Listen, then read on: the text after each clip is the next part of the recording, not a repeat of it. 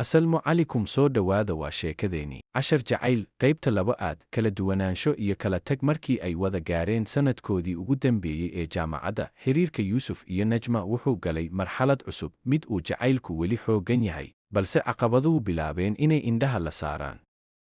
Najma waxay bilowday in ay hesho fursado waxbarasho oo dibadda ah, gaar ahaan deeq waxbarasho oo Turkiga ah. Yuusuf dhankiisa wuxuu ahaa mid aad ugu dheggan dalkiisa iyo qoyskiisa, isagoo doonayay inuu shaqo ka helo gudaha si uu u bilaabo nolosha qoys. Maalin maalmaha ka mid ah, Najma waxay si tartiib ah ugu sheegtay Yuusuf, Yuusufow, waxaan helay deeq waxbarasho. Turkiga ayaana la iga rabaa 3 bilood gudahood. Laakiin ma doonayo inaan ku waayo. Yuusuf ayaa aamusay. Wuxuu eegay Najma isagoo qalbigiisa ay murugo iyo rajo isku qabsanayaan. Wuxuu jecel yahay Najma, balse wuxuu og yahay in uusan iyada hor istaagi karin riyadeeda. Najmo ayuu ugu jawaabay, jacaylku waa inuu fursad siiyaa qofka kale, xitaa haddii ay micnaheedu tahay inaan u oggolaado inuu iga tago.